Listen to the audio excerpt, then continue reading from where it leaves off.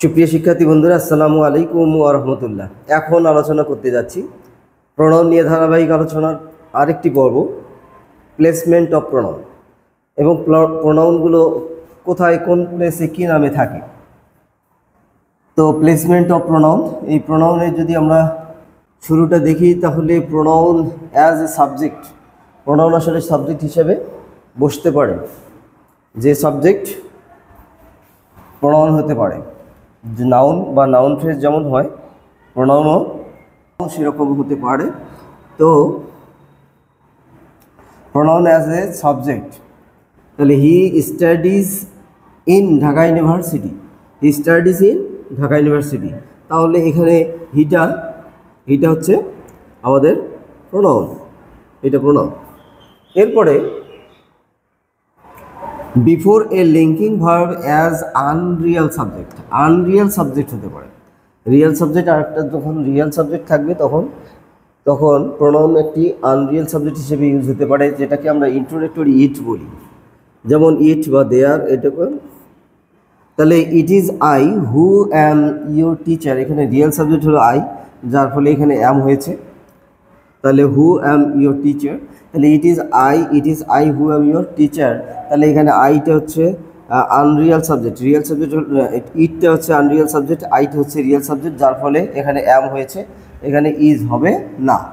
এখানে who is your teacher এটি হবে না, হু অ্যাম ইউর টিচার এটি হবে। এরপরে 3 নম্বরের দিকে যদি তাকাই তাহলে আমাদের বিষয়টা কীরকম দাঁড়ালো, যে pronoun as a direct object. তাহলে আমরা অবজেক্ট, অনেক প্রকার অবজেক্ট, তার মধ্যে আমরা জানি যে সাইলেন্ট অবজেক্ট, অ্যালাইভ অবজেক্ট, তারপরে direct object, indirect object, prepositional object, reflexive object, এরকম অবজেক্ট অনেকগুলো অবজেক্ট আছে। আমরা সবগুলো অবজেক্ট আলোচনা করার চেষ্টা করবো ইনশাআল্লাহ, সেই সাথে প্লেসমেন্টটা আমরা দেখে নিয়ে থাকবো ইনশাআল্লাহ। তো pronoun as direct object, direct object মানে যখন একটি মাত্র অবজেক্ট থাকবে, সেটি আসলে লিভিং থিং হোক আর নন লিভিং থিং হোক, সেটি কিন্তু ডাইরেক্ট অবজেক্ট হয়ে যাবে। হ্যাঁ, যার মধ্যে অ্যাকশান রিসিভিং পাওয়ার থাকবে, সে লিভিং থিং হোক আর নন লিভিং থিং হোক, সেটি অ্যাকশান রিসিভিং পাওয়ার থাকলে আমরা সেটিকে ডাইরেক্ট অবজেক্ট বলবো। এবং অ্যাকশান রিসিভিং পাওয়ারের পর আবার ইনডাইরেক্ট অবজেক্ট হতে পারে, কিন্তু সেটা হচ্ছে একটি ডাইরেক্ট অবজেক্ট থাকার পর এক্সট্রা অর্ডিনারি, সেটা এক্সট্রা থাকবে, তখন সেটা ইনডাইরেক্ট অবজেক্ট হবে। অর্থাৎ ডাইরেক্ট অবজেক্ট না থাকলে ইনডাইরেক্ট অবজেক্টের কোনো প্রশ্নই ওঠে না। এরপরে আমরা দেখছি তাহলে ডাইরেক্ট অবজেক্টটা হচ্ছে মি, হি কিলস মি। এখানে ভার্বটা তাকে আসলে অ্যাকশান রিসিভিং করেছে, অ্যাকশান রিসিভিং পাওয়ার আছে, অ্যাকশান তার উপর বর্তানো হয়েছে, এই জন্যে এটি ডাইরেক্ট অবজেক্ট। এরপরে pronoun as indirect object, pronoun as indirect object, প্রোনাউনটা আসলে ইনডাইরেক্ট অবজেক্টও হতে পারে। যেমন তার মানে সেখানে একটি ডাইরেক্ট অবজেক্ট থাকবে, তারপরে ইনডাইরেক্ট অবজেক্ট অ্যাডিশনাল অবজেক্ট হিসেবে ইনডাইরেক্ট অবজেক্ট ব্যবহৃত হবে। যে হি offered me a job, he offered me a job, তাহলে এখানে দেখা যাচ্ছে এ জব, এটি অ্যাকশান রিসিভিং পাওয়ার এটি নিয়েছে, বাট মি আমার উপরেও জবটা বর্তানো হচ্ছে, তাহলে সেটি হবে ইনডাইরেক্ট অবজেক্ট। তাহলে ই অফার্ড মি, এটি indirect object, direct object is a job. এরপরে আমরা যদি দেখি 5 নম্বরে আমরা বর্ণনা দিয়েছি কি, pronoun as a prepositional object, prepositional object. He did for me many things, তাহলে he did for me many things, তাহলে মিটা এখানে প্রিপোজিশনের পরে, এটি আসলে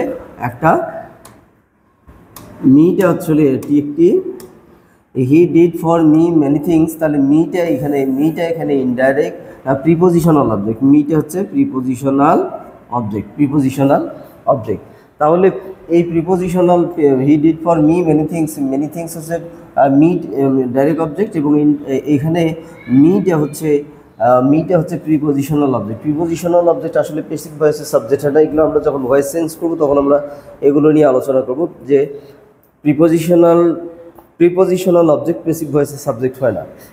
তাহলে আমরা মিকে আই ধরে আমরা ভয়েসটি করতে পারবো না, মেনি থিংস ধরে ভয়েসটিকে আমাদের করতে হবে। যাই হোক, সেটি ভয়েসের আলোচনা, আমরা পরে আলোচনায় যাব, বিস্তারিত আলোচনায় যাব। ভয়েসে অনেকগুলো কথা আছে, ইনশাআল্লাহ আলোচিত হবে।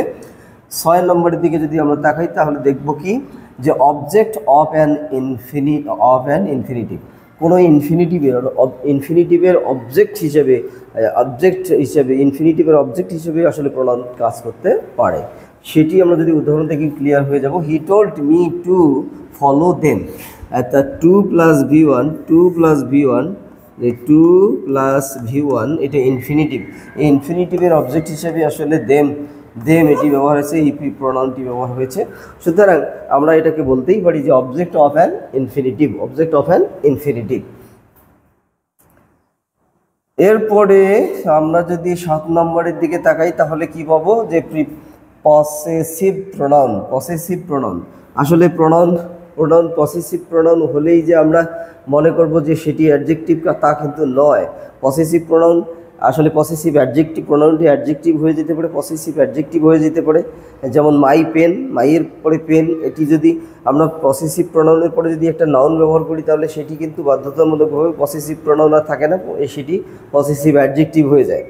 কিন্তু আমরা যদি প্রোনাউনের পরে যদি কোনো প্রোনাউনের পরে কোনো পসেশন প্রোনাউনের পরে যদি আর কোনো নাউন ব্যবহার না করি তাহলে সে কিন্তু আর অ্যাডজেক্টিভ হয় না, সে পসেসিভ প্রোনাউনে থেকে যায়।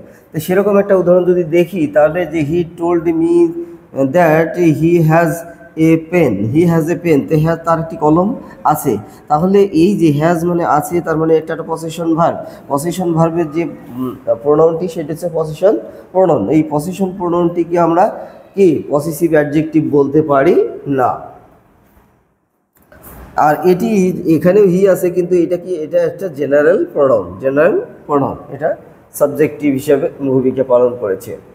এরপরে কগনেট অবজেক্টটা কোন জায়গায় বসে, যে কগনেট অবজেক্টের বাংলা যদি আমরা বলি তাহলে সমধাতুজ কর্ম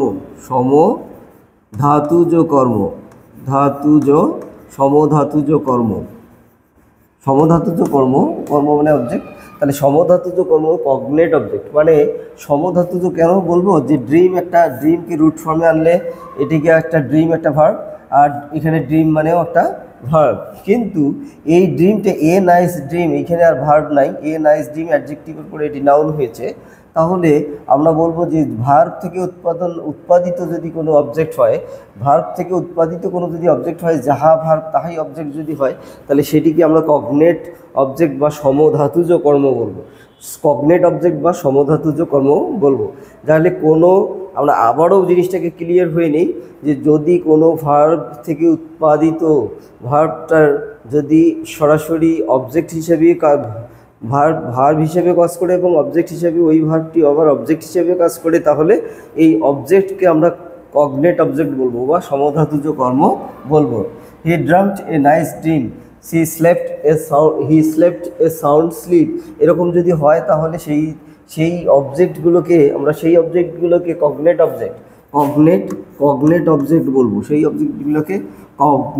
অবজেক্ট বলবো। নেক্সটে 9 নম্বরের দিকে যদি তাকাই তাহলে ডেমনস্ট্রেটিভ প্রোনাউনগুলো কেমন। ডেমনস্ট্রেটিভ প্রোনাউন মানে যেটা আঙ্গুল দিয়ে প্রদর্শন করে দেখানো যায়, মানে এই যে দিস, দ্যাট, হ্যাঁ, যেগুলো প্রদর্শনযোগ্য আঙ্গুল দিয়ে দেখানো যায়, তাহলে দিস, দ্যাট, দোজ, এগুলা ডেমনস্ট্রেটিভ প্রোনাউন। এই ডেমনস্ট্রেটিভ প্রোনাউনগুলো সাধারণত সেন্টেন্সের শুরুতে বসে থাকে, যেমন দিস, দ্যাট, দোজ, এগুলা, দিস, এরকম সেগুলো। কিন্তু এই ডেমনস্ট্রেটিভ প্রোনাউন আবার পসেসিভ অ্যাডজেক্টিভ হয়ে যেতে পারে, যেমন ডেমনস্ট্রেটিভ অ্যাডজেক্টিভ হয়ে যেতে পারে। যেমন দিস পেন ইজ মাইন, তাহলে পেনের এই নাউনের পূর্বে কিন্তু এই দিস, একই দিস, কিন্তু এই দিস কিন্তু প্রোনাউন নয়, এটি কিন্তু ডেমনস্ট্রেটিভ অ্যাডজেক্টিভ হয়ে গেছে, সেটিকে আমরা প্রোনাউন বলতে পারবো না। এই দিসকে আমরা প্রোনাউন বলতে পারবো না, কিন্তু এই দিসকে আমরা প্রোনাউন বলতে পারবো, কারণ এটি সাবজেক্টের এনপি নাউন বা প্রোনাউনের ভূমিকা পালন করছে ভার্বের পূর্বে। তাহলে নাউন হওয়ার সুযোগ নাই, এটি প্রোনাউন।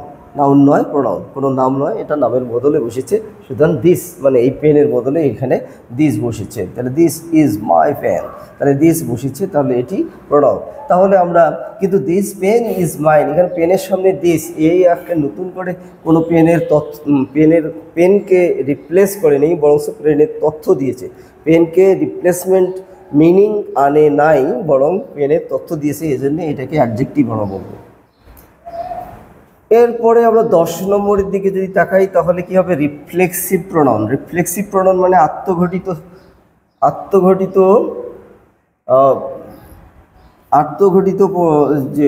আত্মঘটিত প্রোনাউন, সেটা হলো যে সর্বনাম, সেটা হচ্ছে যে হি কিল্ড হিমসেলফ,